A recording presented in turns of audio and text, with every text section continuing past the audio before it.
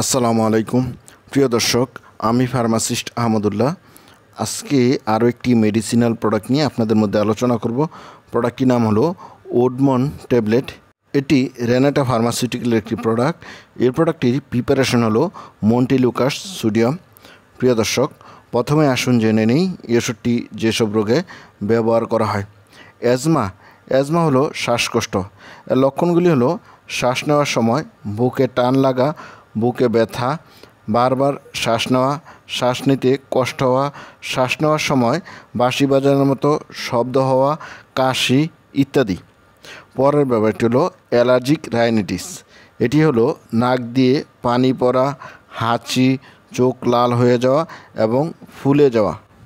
পরের ব্যবহারটি হলো এক্সারসাইজ ইনডিউস ব্রঙ্কোপাজম।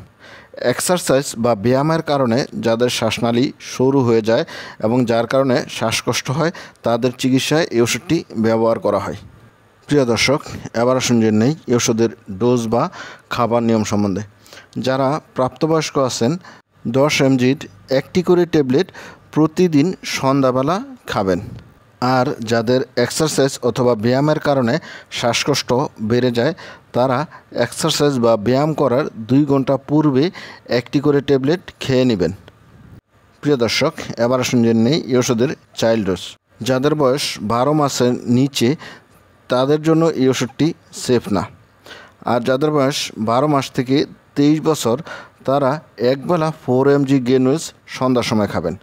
আর যাদের বয়স 2 থেকে 5 বছর, তারা 4 mg চুষে খাওয়ার ট্যাবলেট একবেলা সন্ধ্যার সময় খাবেন।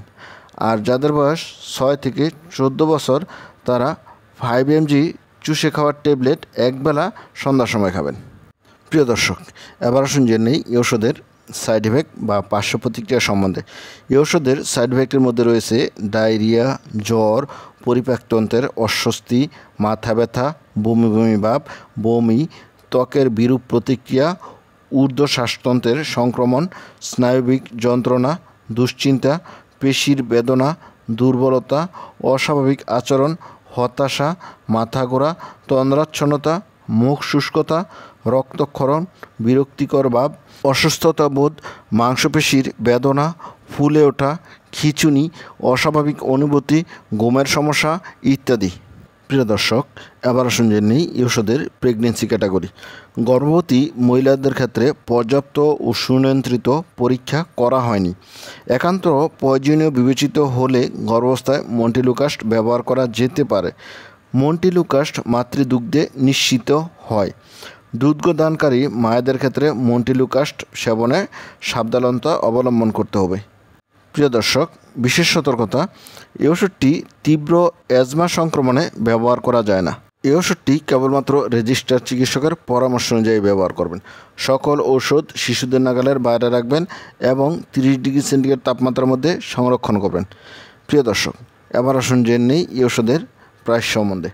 এই ওষুধের প্রতিটা 10 mg ট্যাবলেটের দাম 16 টাকা। প্রিয় দর্শক, এই ছিল ওডমন ট্যাবলেট সম্বন্ধে গুরুত্বপূর্ণ ইনফরমেশন।